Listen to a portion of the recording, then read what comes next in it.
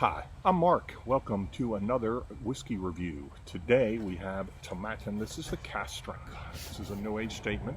Tomatin is a Highland single malt. Anyway, go ahead and open her up. I've had this on my shelf for a long time, and I'm just sick of looking. So I'm saying I'm going to finally do a review on it, so I can drink it more often. So, okay. Alright, so I am going to roll this.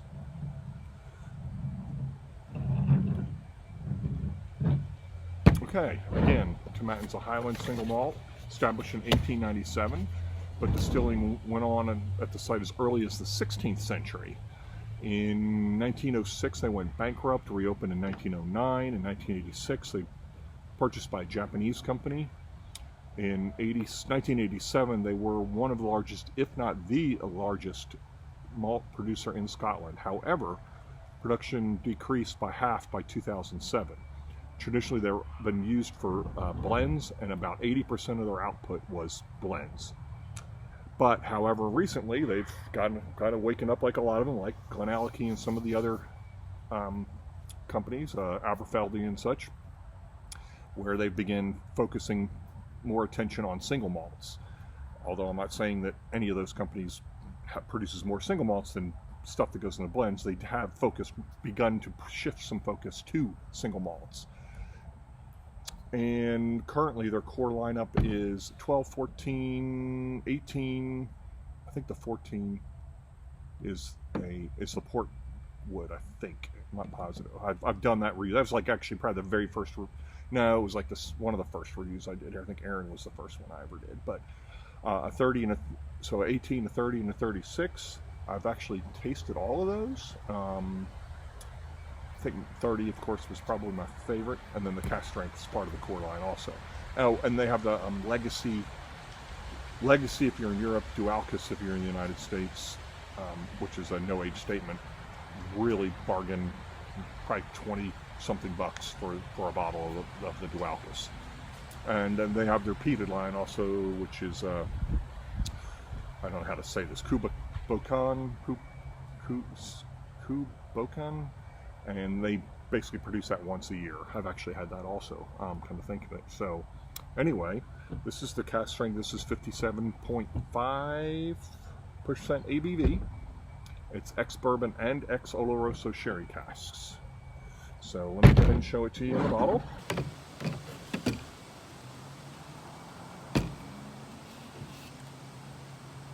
I'm out here fighting mosquitoes at Thanksgiving, if that tells you what Southeast Texas is like.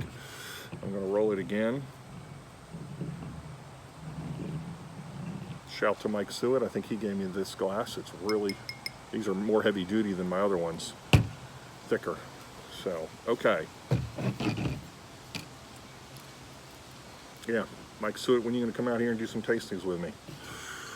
Okay, Tomatin, a classic combination of ex-bourbon and ex-Oloroso sherry casks. Aromas of golden syrup and ginger biscuit prevail. Now, when they say biscuit, I don't know, is that American biscuit or is that British biscuit? Because those are two totally different things.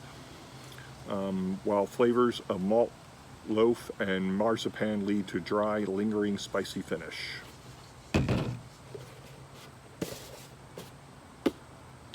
Looks like it won a couple awards in 2016 and 2017. It is non-chill filtered and it is natural color. I was wondering about that. So, okay. I guess I should but I don't like reading everything before I come and do the review. I like doing it live and giving my first response to it. So, all right, since 1897, there has been quite a revolution unfolding in the heart of the Scottish Highlands. High amongst the smooth, rounded peaks of the Monadgaliath Mountains, there is no room for the rugged and robust. Here, patience and a gentle hand and passion for purity rule the day. In this idyllic spot, the naturally soft cover of the Altna Fifth burn is introduced to tender Scottish barley. Later, from the tall slim copper stills of Tomatin, a mellow, fruity spirit is born. Gentle maturation in a cool, stable environment found high above sea level lets the subtle character of this distinctive Highland single malt Scotch emerge. The use of carefully selected casks ensures that the softer characteristics of this precious spirit are never overpowered. You've heard the myths of this often wild and beautiful place. Now hear the truth. This is a softer side of the Highlands. This is Tomatin.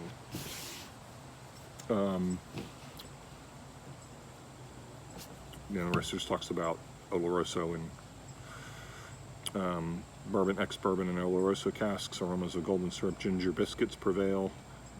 What I've already read on the bottle itself. So, all right.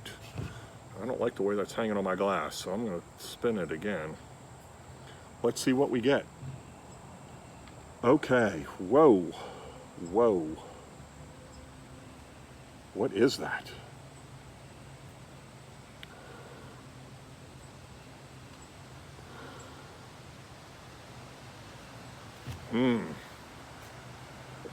That is different. This is much more floral and herbal. This is not fruity or grainy or oaky.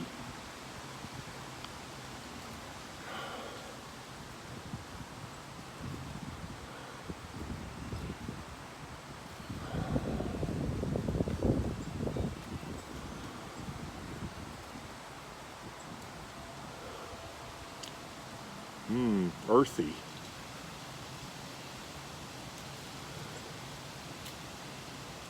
Getting some cinnamon coming through for sure. Yeah, there's an earthy, grainy, or not grainy, earthy herbalness to this.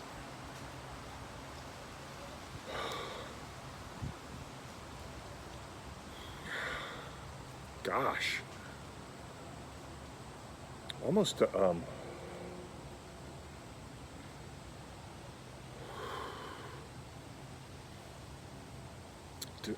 don't want to say dirt, but kind of a ground, like maybe a leaf fell in my glass, kind of a decaying grass and leaves in the dirt, kind of very earthy.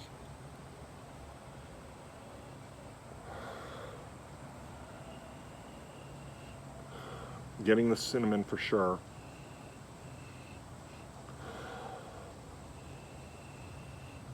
More floral though.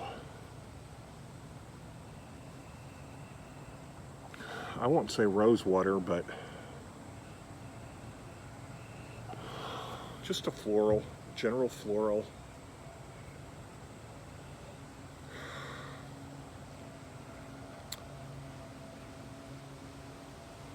I can't pinpoint. I guess if I was in a garden and I was smelling, if I was in my garden and walking through my garden and smelling the plants themselves, not necessarily the vegetables and the fruits. It's more of the leafy, earthy tone. I keep wanting to say decay, but and I don't say that in a negative sense. It's just kind of a dried leaf, dried grass kind of earthy nose. Okay, I've nosed it to death.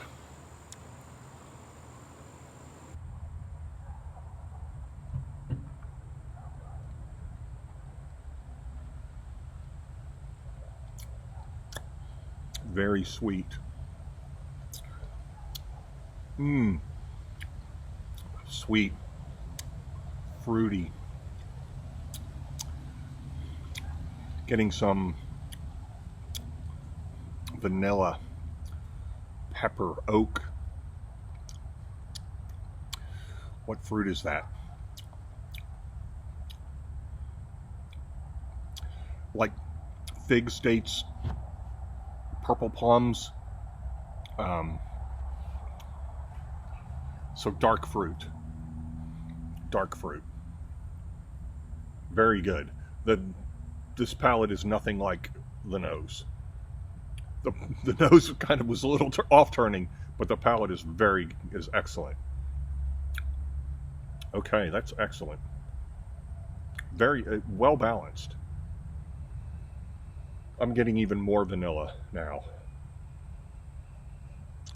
Now it smells almost like vanilla icing, white icing on a cake, vanilla cake. Sugary. I'm not getting as much fruit now. The vanilla sugar is coming through now. Wow, that totally changed on me.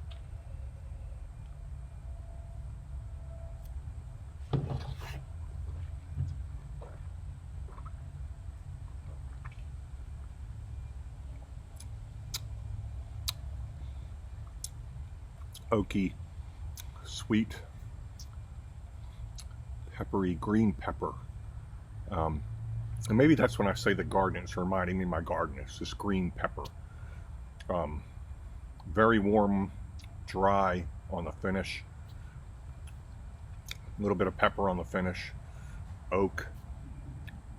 Very good. Okay. I'm going to go with a 7. With a 7. We'll see you next time.